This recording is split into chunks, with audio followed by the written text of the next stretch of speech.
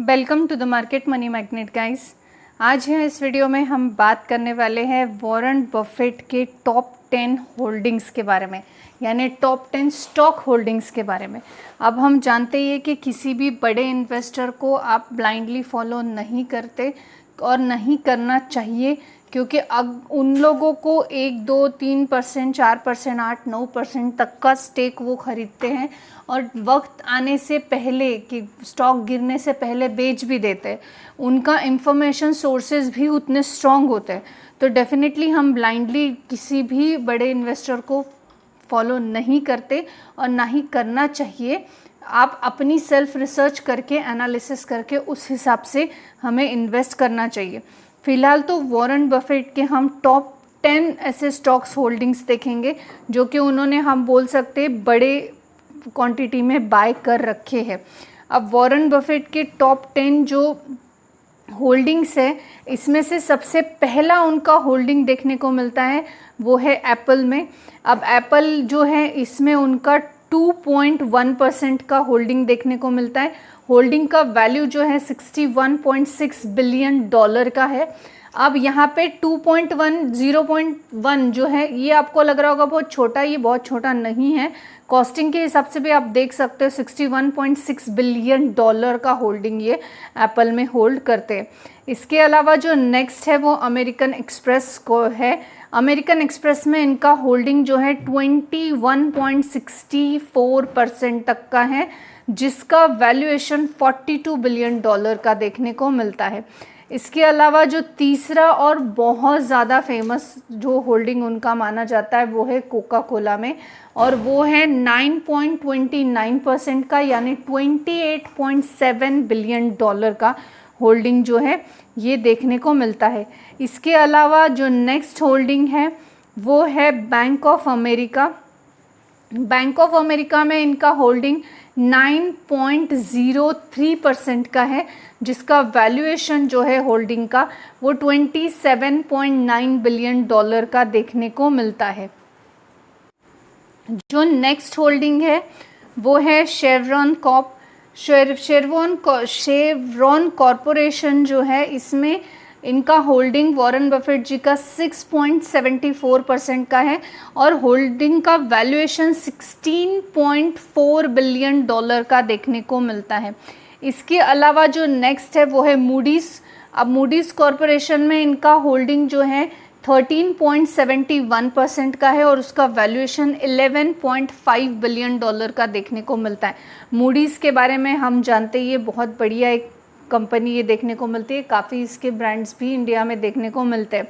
इसके अलावा जो नेक्स्ट होल्डिंग है वॉरेन बफेट जी का वो है ऑक्सीडेंटल पेट्रोलियम कॉरपोरेशन में। अब ऑक्सीडेंटल पेट्रोलियम जो है, इसमें इनका होल्डिंग 28.50% का है, जिसका वैल्यूएशन $10.7 बिलियन का देखने को मिलता है। इसके अलावा जो क्राफ्ट नीज है, इसमें भी इनका होल्डिंग देखने को मिलता है, जिसके केचप, मेयोनीज वगैरह फेमस है। काफ़ी बार आपने वो खाए भी होंगे, जाने अनजाने में, मे बी आपको ब्रांड का नाम पता नहीं है, लेकिन डिश में डले हुए डेफिनेटली देखने को इंडिया में भी मिलते हैं। जो इसका होल्डिंग है ये है 27.51% और इसका वैल्यूएशन $9.3 बिलियन का देखने को मिलता है। उसके अलावा नेक्स्ट होल्डिंग जो है उनका वो है चुब्बा लिमिटेड में। चुब्बा का जो होल्डिंग है ये है 6.75% का, जिसका वैल्यूएशन $7.8 बिलियन का देखने को मिलता है।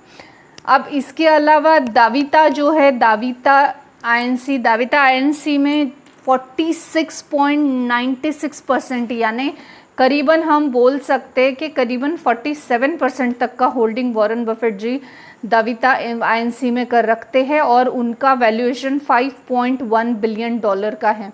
तो हो सकता है आने वाले कुछ समय में 3-4% का होल्डिंग भी उनका बढ़ जाता है, तो करीबन 50% का होल्डिंग अगर वो कर लेते तो इसमें उनकी पार्टनरशिप या प्रमोटर बोल सकते कि पूरी तरह कंपनी भी वो ओन ये कर सकते। हो सकता फ्यूचर में ऐसा कोई उनका प्लान हो। ये जो 10 हमने स्टॉक्स देखे हैं, ये 10 स्टॉक्स वॉरेन बफेट के टॉप 10 होल्डिंग्स में आते हैं। क्या इसका मतलब है सिर्फ ये 10 ही स्टॉक उनके पोर्टफोलियो में है? तो नहीं, हमने टॉप 10 स्टॉक्स देखे हैं जो उनके पोर्टफोलियो में है, जो कि मैक्सिमम होल्डिंग उन्होंने होल्ड कर रखी है। अब ये देखने के पीछे का इंटेंशन ये है कि इस 10 स्टॉक्स में भी आप डाइवर्सिफिकेशन देख सकते हो। अलग अलग कंपनी, अलग अलग सेक्टर्स के उन्होंने जो है यहाँ पे वो स्टॉक्स में अपने स्टेक ले रखे हैं। तो हम जब अपना पोर्टफोलियो क्रिएट करें तो ये बिगर इन्वेस्टर्स के साथ हम कम से कम ये लेसन ले सकते हैं कि हमें भी अपना पोर्टफोलियो को डाइवर्सिफाई रखना है।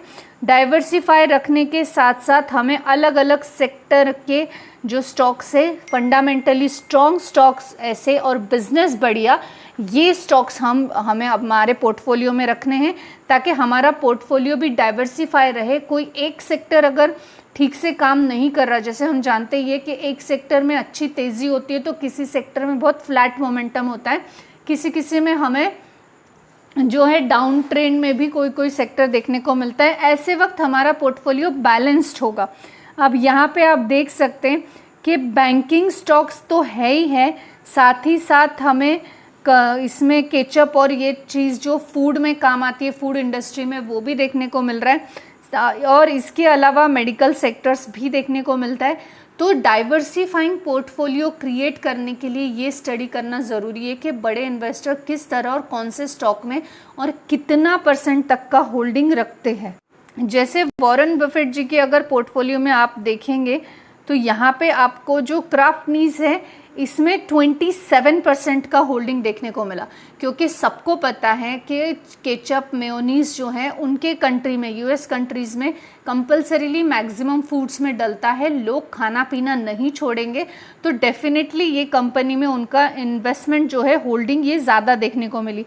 साथ ही साथ पेट्रोलियम वाला भी जो स्टॉक है ऑक्सीडेंटल, इसमें भी उनका होल्डिंग 28% के आसपास है। ऑब्वियस है पेट्रोलियम का ज़रूरत कम नहीं होगा, या पेट्रोलियम आने वाले समय में भी पेट्रोलियम जो है ये देखने को हमें मिलेगा या हमें इसकी ज़रूरत रहेगी। बाकी अगर आप देखेंगे तो अमेरिकन एक्सप्रेस जो है इसमें भी हमें 21% तक का होल्डिंग उनका देखने को मिला। बैंकिंग स्टॉक्स में भी 9% का है, और वहीं पे आप एप्पल जैसी कंपनी में देखेंगे तो भी यहाँ पे 2% का है। बट यहाँ पे अगर कंपैरेटिवली वैल्यूएशन की ही बात की जाए तो एप्पल का वैल्यूएशन अभी तक के सभी स्टॉक्स में सबसे ज़्यादा देखने को मिला है। उसके बाद हमें अमेरिकन एक्सप्रेस का देखने को मिल रहा है, और अमेरिकन एक्सप्रेस के बाद आप बैंकिंग स्टॉक्स का भी देख सकते हैं, 27% तक का वैल्यूएशन देखने को मिल रहा है। बाकी स्टॉक्स में होल्डिंग ज़्यादा है लेकिन उनका वैल्यूएशन कम है, लेकिन जिन स्टॉक्स में वैल्यूएशन ज़्यादा है उसमें होल्डिंग भी एवरेज रखी गई है। तो यहाँ पे आपको उस तरह से ही अपना पोर्टफोलियो क्रिएट करना है। एक तो डाइवर्सिफाई करना है, दूसरा तो कंपनी जितनी स्ट्रांग है उतना ज़्यादा होल्डिंग्स आप उस कंपनी में रख सकते हो। ऐसे नहीं कि कंपनी का बिजनेस अच्छा नहीं है, कंपनी की बैलेंस शीट्स अच्छी नहीं है और आप उसमें एक बहुत बड़ा अमाउंट इन्वेस्ट करके रख रहे हो, तो ऐसे में आपका नुकसान होना लाजमी है। लेकिन अगर आप कंपनी में आपने देखा है कि कंपनी अच्छी है, बिजनेस अच्छा है, बैलेंस शीट अच्छी है, तो उसमें आपका कम होल्डिंग भी आपको ज़्यादा वैल्यूएशन होल्डिंग का बनाकर दे सकता है। तो ये चीज़ें ध्यान में रखते हुए अपना पोर्टफोलियो आप क्रिएट कर सकते हो। This information is only for the education purpose. I'm not giving any tips here. I hope this information is informative for you. Thanks for watching.